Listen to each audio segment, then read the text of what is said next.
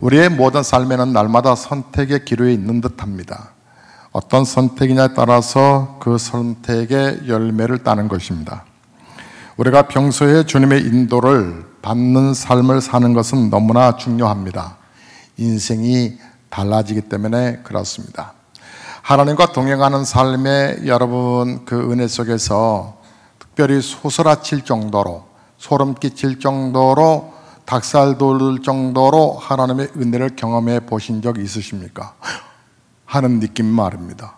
너무나 조직화되고 너무나 체계화되고 하나님이 미리 다 섭리하셔서 어떤 일들이 딱 열려지는 내 앞에 펼쳐질 때에 정말 꿈과 같은 일들이 정말 이루어졌네. 아니 이런 일들이 일어날 수 있나? 도대체 이런 일들이 정말 기적 같아 라고 느껴져 보신 적은 있으신지요? 인류 역사상 가장 비참하게 몰락한 인종을 꼽자면 아메리카의 그 광활하고 아름다운 땅을 다 빼앗긴 채 쇠락한 인디언을 들 것입니다. 그들이 잘못됐던 이유는 지도자들의 잘못된 판단 때문이었습니다. 먼저 그 영국과 프랑스가 미국 땅을 차지하기 위해서 전쟁을 벌였을 때 인디언 부족들은 프랑스가 영향력 있는 군사력이 있다는 것을 판단하고 프랑스 편을 들었습니다. 그런데 전쟁은 전혀 다르게 끝났습니다. 영국의 대승을 이뤘던 것이죠. 결국 영국군의 인디언들은 모진 핍박을 당하게 되고 정말 시간이 흘러가면서 세력이 아주 급감했습니다. 세월이 흘러서 미국 독립전쟁이 시작되자 지난번 이제 전쟁에서 영국 편 들지 아니하고 프랑스 편 들다가 죽어 터진 인디언 후손들이 강대국인 영국 편 들자 그렇게 그들은 천추안으로 여겨서 영국 편을 들어서 성심성의껏 싸웠습니다. 하지만 영국은 패배했고 종전 후에 인디언들은 또다시 미국인의 모진 그 박해와 모진 보복을 받았습니다. 심지어 앤드루 잭슨 미국 대통령이 1930년도에 인디언 제거법을 만들어서 국회를 통과시켜 인디언들을 그 삶의 터전에서 강제로 내쫓아 버렸습니다. 살 길이 무엇인지 보지 못한다라고 하는 것이 이렇게 두려운 것입니다. 여러분은 여러분의 가야 할 길을 찾으셨는지요? 영국의 시인 찰스 킹슬리가 하는 말이 자신이 가야 할 길을 아는 사람에게는 세상도 길을 비켜준다 그랬습니다. 자신이 가야 할 길을 안다라고 하는 것은 참으로 중요한 것 같습니다. 여러분 어려운 일이 생기는 것이 문제가 아니라 유혹이 문제가 아니라 길을 보지 못한다라고 하는 것이 문제인 것입니다. 여러분 우리가 신앙생활하면서 왜 신앙생활하면서 즐거움을 찾는 성도보다는 무겁게 신앙생활하는 사람들이 더 목사 눈에 띄는 걸까요? 여러분 기도에 행복함을 갖는 것보다 기도하라고 하는 부분 앞에 버거워하고 힘들어하는 지체들이 더 눈에 띄는 더 많아 보이는 이유는 뭘까요? 예배가 이제 거룩한 주일 한 번 예배로 생각하여서 그 다음에 모든 예배들은 그저 의식 속에 옵션으로 생각하는 이유가 뭘까요? 기도를 그렇다고 안 하는 것도 아니고 예배를 중요하다라고 생각하지 그렇지 않다라고 생각하는 것도 아닌데 왜 그럴까요? 왜 신앙생활에는 역동성과 기쁨과 감격보다는 왜 부활절로 한 주로 끝나버리고 내 신앙은 부활절이 되지 못하는 이유가 뭘까요? 여러분 그것은 딴 데 있는 것이 아니라 성경에 말씀하신 예수님을 그대로 여러분이 믿고 있으나 믿고 있다라고 하는 믿음이 내 생활과 깊이 연결시키지 못하는 데 있었기 때문에 그렇습니다. 오늘 본문의 말씀을 다시 한번 보시겠습니다. 본문의 말씀을 다시 한번 읽어보겠습니다.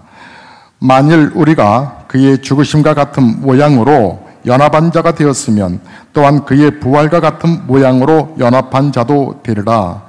주님께서 십자가 지신 거 나 믿어요. 하지만 믿었다라고 하는 부분들이 주님이 내 죄 담당하셨어라고 하는 그런 말과 주님 십자가 매달리셨을 때 나도 그 매달렸지 연합된 그리스도인으로 주님 십자가 못 박히실 때에 나 그 자리에 있었어 라고 하는 확신과 믿음으로 고백하는 성도와 예수님 십자가에 못 박히셨고 우리 죄를 위해서 십자가 지셨대. 아, 그렇대. 그 예수 믿으면 구원받는데, 아, 그렇대.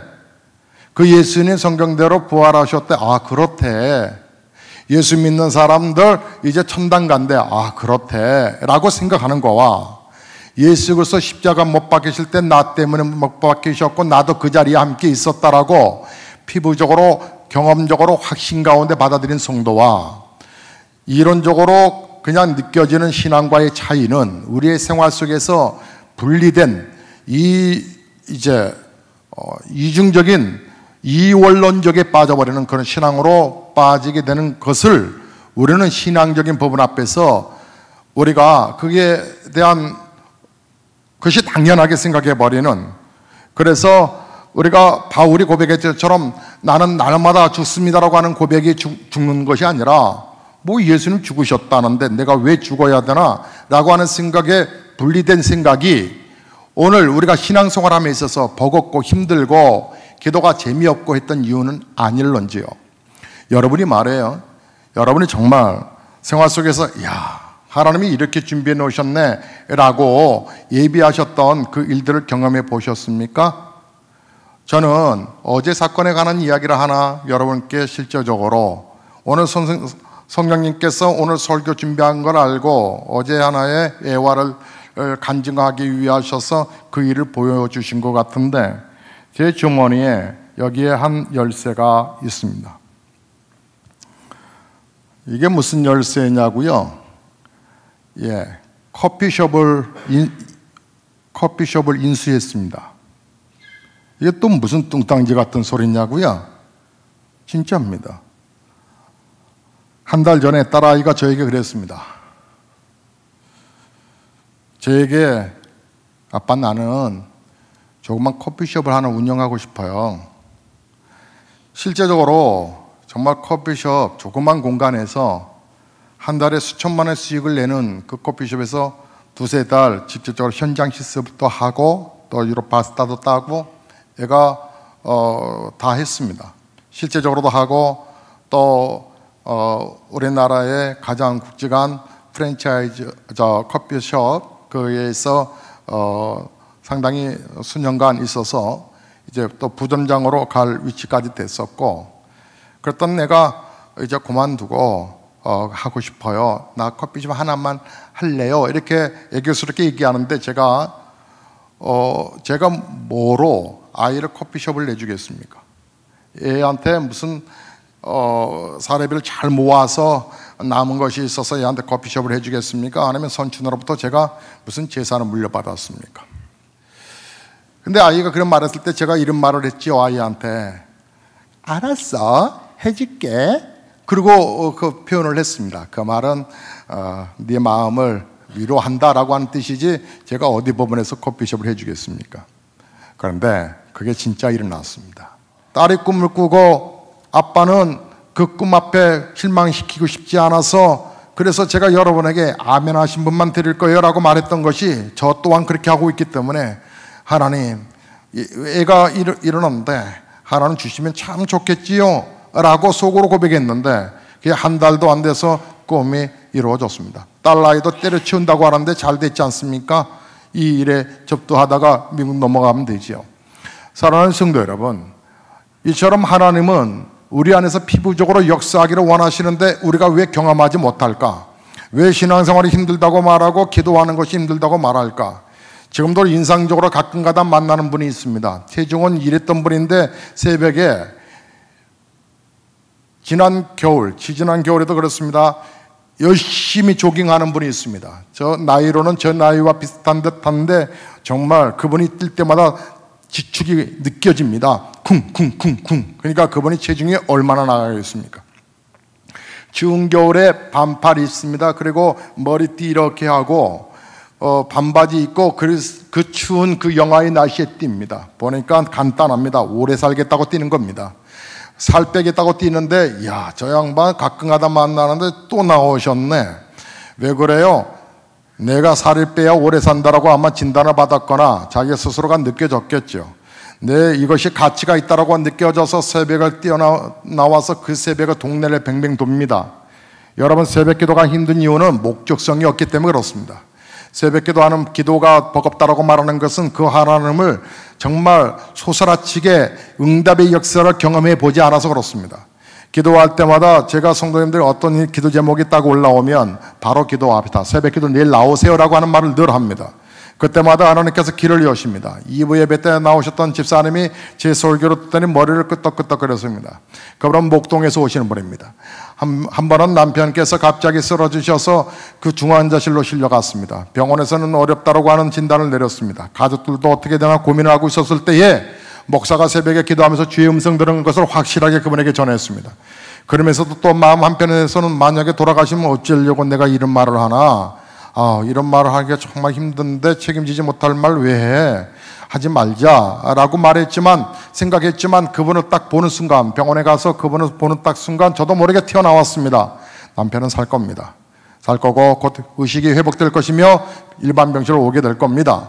목동 이대병원에서 중환자실 앞에서 제가 그렇게 신경외과 수술실 앞에서 그 중환자실 앞에서 그렇게 말을 했습니다. 그분은 의식이 없고 그분은 완전히 막 온몸을 막 비틀고 그래서 막 덩치가 있어가지고 침대가 흔들흔들 정도로 양팔과 양다리를 붕대로 꽁꽁 묶고 나왔습니다. 그분이 한번 몸을 뒤척일 때마다 막 의식 없이 움직일 때마다 모든 의사들과 의료진들은 긴장했다고 합니다. 그에게 하나님이 역사하실 것을 저는 보았습니다. 그에게 면회 시간에 들어가서 머리 안수하고 하나님, 살아계신 하나님, 이 귀한 영혼이 하나님 생명 불러가시면 이 영혼 믿음 없는데 지옥 떨어지면 어떡합니까? 생명을 연장시켜 주셔야지요. 하나님 도와주세요라고 그분을 위해서 기도했습니다. 그리고 나와서 가족들에게 선포했던 것입니다. 곧 회복될 것입니다. 그분은 정말 기적같이 회복되었고 기적같이 하나님의 은혜 속에서 그가 처음으로 교회를 나오기 시작했습니다. 물론 가만히 나오다가 생각해 보니까 이게 뭐 의료진으로 우연히 내가 나은 거지 뭐 목사가 기도했다고 해서 낫냐라고 하는 생각이 들어서인지 요즘은 차 안에서 부인만 픽업하고 차 안에서 기다리고 있습니다. 그렇다고 해서 목사가 다시 옛날로 돌아가게 해서 하나님 정신 차리게 해주세요라고 말하면 안 되잖아요. 그런 말은 못하지만 마음이 안타까웠습니다. 사랑하는 성도 여러분, 여러분이 여러분의 삶을 왜 우리가 역동적으로 피부적으로 경험하며 살지 못하느냐? 단 이유 하나, 예수 그리스도가 나 위하여 이 땅에 오셨다는 것은 아나 내가 함께 십자가에 못 박혔다라고 하는 이 감격스러운 내가 내 죄 사함을 예수로 통하여 받았다라고 하는 이 감격스러움을 바울이 고백한 것처럼 나는 날마다 십자가에서 죽노라라고 하는 고백했던 그 죽음의 고백이 없기 때문에 우리의 생활 속에서 하나님이 아무리 보여주시고 하나님께서 아무리 길을 열어주셔도 우리가 그것을 피부적으로 느껴가지 못했던 것입니다. 오늘 하나님께서는 저와 여러분에게 말씀하십니다.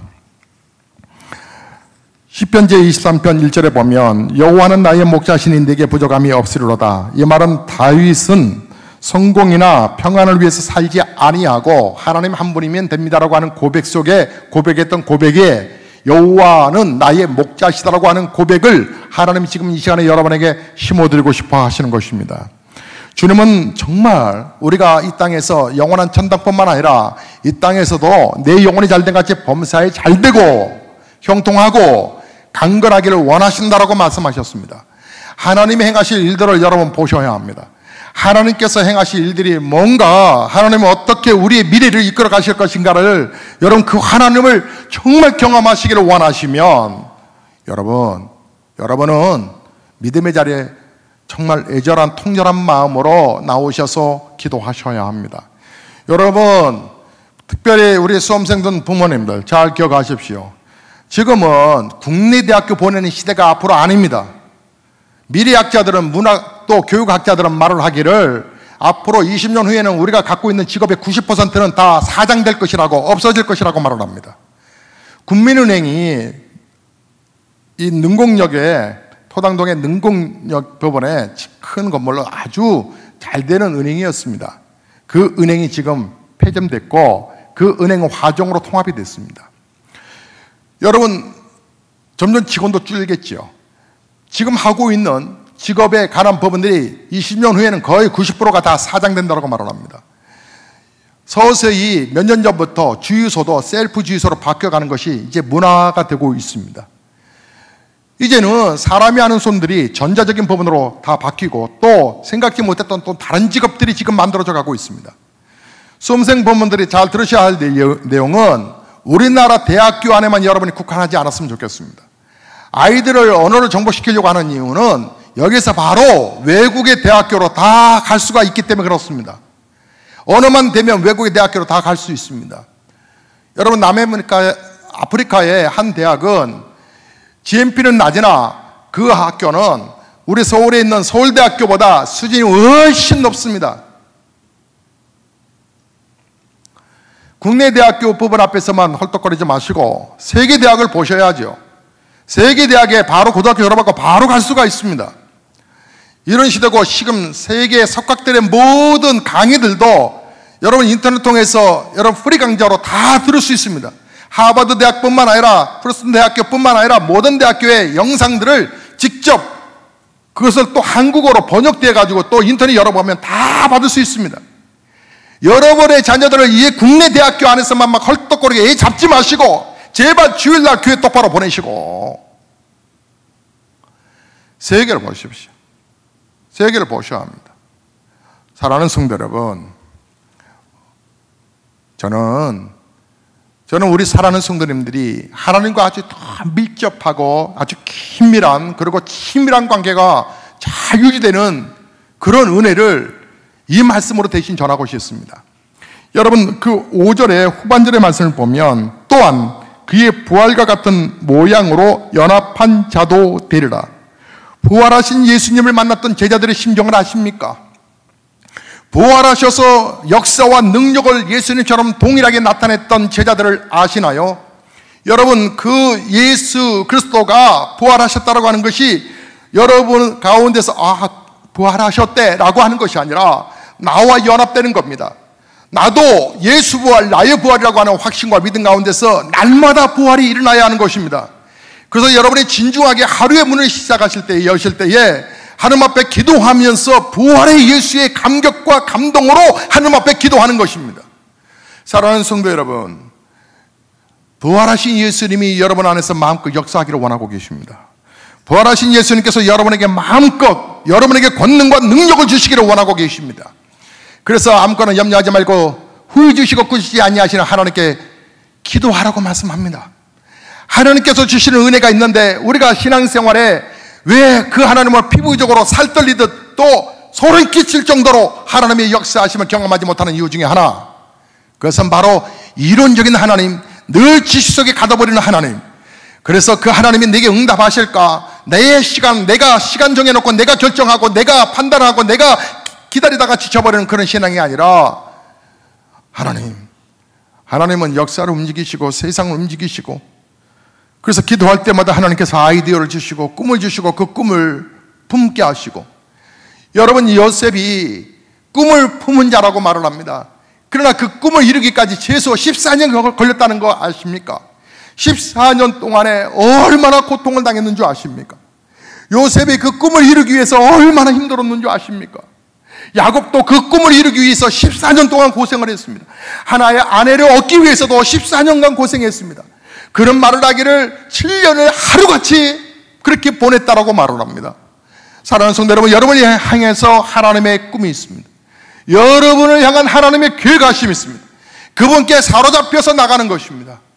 하나님께서 행하시는 일들, 하나님께서 역사하시는 그 일들, 저는 부득불 전에 우리가 땅을 계약했던 그 땅의 운정지역에 그곳을 갈 때에, 운전하다 갈 때에 도로에 탁 보이는, 대로변에 보이는 천평에 세워진 그 건물로 세워진 땅이기 때문에 보지 말고 가야지. 근데 그 대도로변이 옛날 같은 도로변이 아니라 정말 6차선, 8차선으로 엄청 길이 잘 뚫려 있고 제2자료로 해서 그 근처까지 직통으로 길이 지금 현재 열려져 있습니다.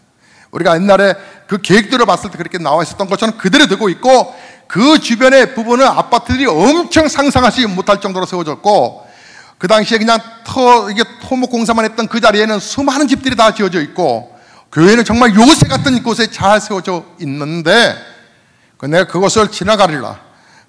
절대로 안 봐야지 하고 직진만 하고 가리라. 오산내 기도원에 가게 되어서 하필이면 그 길을 통과해야 되어서 그 계약했던 그 땅들을 4년 전에 그 땅을 내가 절대로 안 보리라 하고 직진했는데 봤습니다. 고개가 자동적으로 돌아가 버렸어요. 내가 그렇게 결심했는데 자동적으로 십자가 모가지가 잘리고 하나님의 교회라고 하는 이단이 그려져 있었습니다. 가슴이 너무 아팠습니다.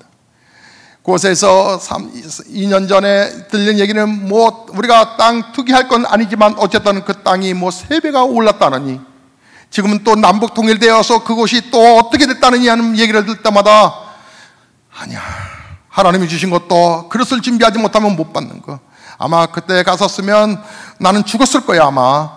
그렇게 스스로 위로하면서 마치 이솝 이야기에 나온 그 늑대가 여우가 한 포도원에 가서 저 포도가 너무 맛있을 거야 라고 생각했다가 포도가 그 담장을 넘는 길을 넘지 못하여서 스스로 생각하기를 뒤돌아서 이렇게 말을 하죠. 저 포도는 분명 희고 맛이 없었을 거야. 그러니까 안 넘어간 게 나아 라고 돌아서는 이솝 이야기처럼 그렇게 생각해 봅니다. 제가 그쪽에 갔으면 아마 목회 못했을 거야 라고 돌아서지만 그때에 돌아보면 그 꿈을 주신 것을 하나님이 주신 것을 확신 가운데 더 밀고 나가지 못했기 때문인 것입니다.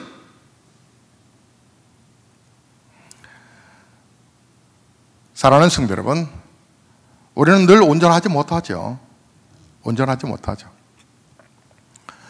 아마 그 당시에 모든 지체들이 더 열정적으로 함께 꿈을 꾸고 당에서부터 모두가 다 갑시다 라고 했으면 어떻게든지 갔을 거예요 아마. 이 건물을 그냥 놔두고도 갔을 거예요 아마. 어떤 방법이든 간에. 근데 교회 옮기면 이제 여기서 여러 생각적인 부분들이 꿈이 같이 함께 뭉쳐지지 아니하면 역사가 나타날 수가 없는 거죠. 저는 돌아봅니다. 오늘도 돌아보고 또 우리 성도를 위해서 꿈을 꿉니다. 우리 성도 한 사람 한 사람을 향해서도 꿈을 꿉니다. 하나님께서 행하실 일들을 정말 우리가 부활의 신앙을 확실하게 갖는다면 그 예수님 확실하게 우리가 고백하고 믿음으로 그분의 능력을 인정하고 믿음의 자리, 예배의 자리, 기도의 자리를 소중하게 여기고 이거밖에 없습니다. 아무리 내가 뛰어봤자 하나님의 손길 안에 내가 어떻게 할 수가 없습니다. 하나님 도와주십시오라고 하는 확신과 믿음, 그 믿음만이 우리의 생명이라고 하는 것을 확신 가운데 걷지 아니하면 우리의 신앙은 날마다 어려워질 것입니다. 신앙생활에 재미도 없을 거예요. 하나님이 여러분에게 어떻게, 여러분 자녀들에게 어떻게 축복을 해주실 건지도 여러분 아무리 하나님이 말씀하셔도 여러분은 보지 못할 거예요. 그것은 기도하셔야 보이는 거예요. 사랑하는 성도 여러분, 그리스도와 연합된 성도의 삶, 하나님이 지금 여러분에게 말씀하세요. 여러분이 지금 모두가 다 꿈을 꾸셔야 돼요. 여러분 인생 한 사람 한 사람에게 하나님께서 주시는 그 꿈을 여러분이 다 품으셔야 된다는 말입니다. 여러분 품으셔야 돼요. 여러분 나이가 들었다고 말씀하지 마세요. 여러분 자녀들 다 키웠다고 말하지 마세요. 여러분 자녀들은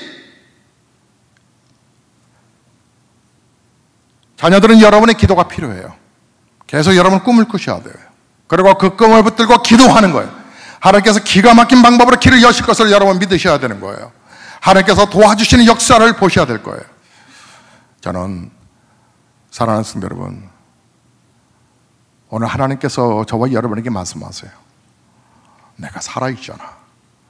내가 세상 끝날까지 너희와 항상 함께 있으리라. 그분은 바로 우리가 고백하는 왕이십니다. 그분은 바로 우리가 고백하는 그리스도이십니다. 왕이신 그분의 말씀은 바로 어명입니다. 어명은 우리는 부담스러워도 지켜야 되는 거예요. 항상 기도해라.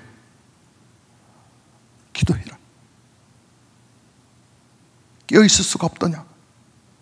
사랑하는 성도 여러분, 신앙생활을 매너리즘에 빠져 그리고 여러분이 그저 낭만적으로 그저 그렇듯한 신자가 그렇게 신자로 살면 그렇게 신자로 살 거예요. 하나님께서 은혜를 물론 베푸십니다.